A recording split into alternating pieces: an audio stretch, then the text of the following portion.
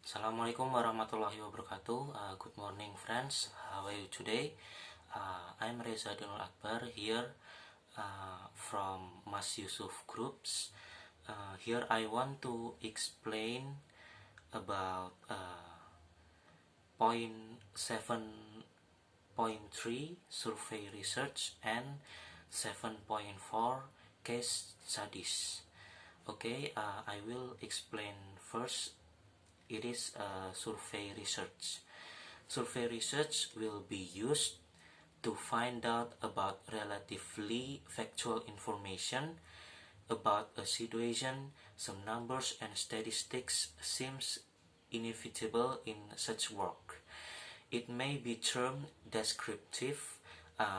We should always be cautious about claims, implicit or explicit, to have evaded interpretative work. And governments and employers may require surveys. Surveys in language and education have often looked at attitudes and motivation. Questions like what books are being read, and how, by whom, how many hours of teacher preparation courses are devoted to literature or preparation for teaching literature to others, and many more questions that we can get from this survey. And then surveys can inform policy making and planning decisions, allocation of resources including time and money to inform everyday teaching decisions. Typically, such research will involve collection and study of documents such as timetables, syllabus statements, and reading lists. Interviews with participants and stakeholders such as students, teachers, heads of college or education ministry officials, and questionnaires.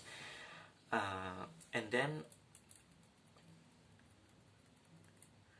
the document of analysis, interviews, and questionnaires, that this is we can get results from that, and we can be triangulated to give a fuller picture of the situations under study. And then for survey research example, I think I want to say only the part of survey research is like a summary, and then aims. In these aims, we should make an aims to our survey research, so we can doing a research in certain parts and at certain themes. And then methodology, what methods we can use in this survey research. And then results, after we doing a survey, we can get a results. How about the results of our survey? We serve data, and we can get information from results. And then commentary, and then also further research.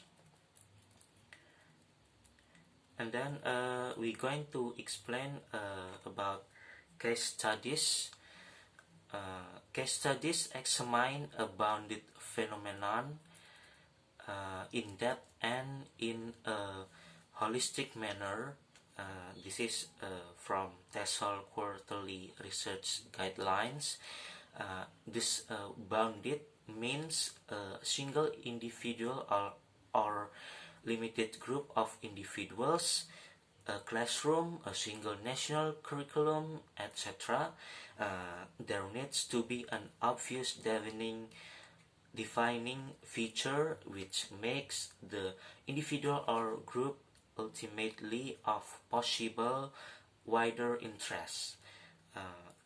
The point is, however, initially at least only the bounded phenomenon is being studied to get a detailed in-depth understanding, and no larger claims are necessarily or too easily made for typicality or generalizability. And then case studies can be useful for longitudinal research, such as skills development, professional development, implementation of language planning, or policies in a state or institution. Case studies also have long been used in second language acquisition to study areas such as syntax or vocabulary development, with names such as Wes or Alberto well known to students of language acquisition courses. Literacy case studies have also been valuable. This is including a collection of samples of writing. From case studies, we can also use this for literacy case studies that I said before, like a collection of samples of writing. So we can make case studies from samples of writing. And then diaries and journals are obviously useful tools for studying responses of literature readers too. We can also can use tools like diaries or journals, and this is for studying response of literature readers. And then case studies are qualitative in that they are typically exploratory, seeking patterns and themes which emerge rather than seeking to test precise a priori hypothesis. Triangulation is likely to be used in a full case study. Internal validity should be particularly convincing because of the difficulty of establishing external referential validity for readers. So in these case studies, we should make sure that these case studies have a validity. Internal validity should be convincing, so we can make sure we can make our readers being convinced with these case studies.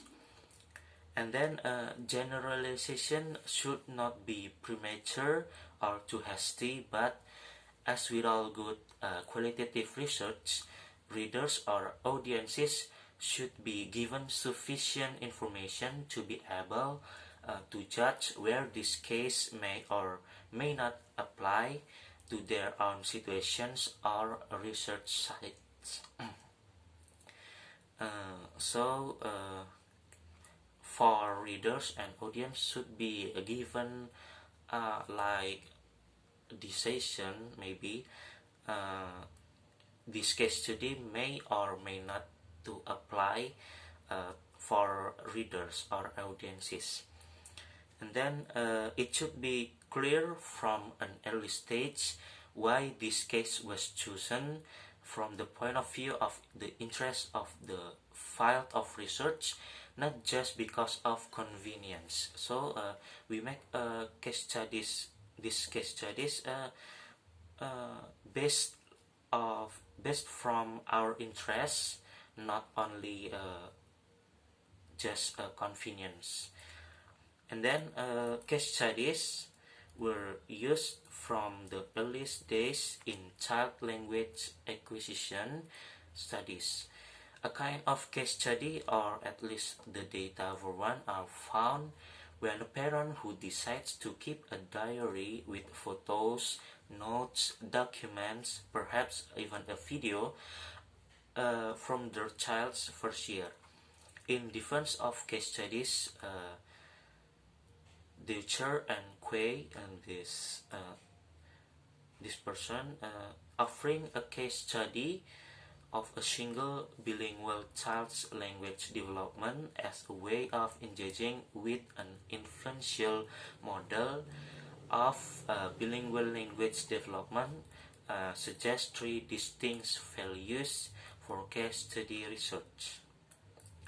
And then the next is studies published by LA and Mengubay or Hafiz and Tudor mention that basically case studies of a particular educational situation, but with an experimentalist interest in measuring or trying to ascertain the effects of introducing an extensive reading scheme rather than a qualitative interest in specifics of the teaching situation. A survey might also be represented as a case study to the extent that it is related to wider and or more theoretical issues. More qualitative case study, however, will tend to move towards the ethnographic, and then it will typically deal with a single classroom, perhaps through a year's study, a teacher or an individual learner as a whole person that trying to learn a new language. English language teaching, for example, is carried out over a vast range of different conditions and circumstances across the world. And then what are needed now are case studies of varying literature in language education situations, but to understand and appreciate that very variety, but also to look for possible emerging patterns in how literature is used and what may be gained or lost by using it.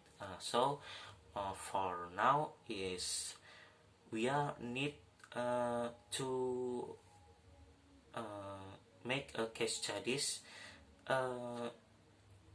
that appreciate, and then it is about how literature is used. It is not also just we can develop our language or make a case studies like to research something, but we should also research in how literature is used. And then the student perspective is largely missing from these accounts, and we know that students may see literature in language education very differently from their teachers. The next is a case study example. It is same like before. There is a summary, and then aims, and then a methodology. After that there is results, and then commentary and further research. Okay, that's all my explanation about case studies and study research. And the next material will be explained by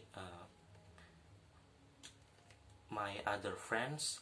And that's all from me. Thank you, and I'm sorry if there is a mistake in my explanation. Wassalamualaikum warahmatullahi wabarakatuh.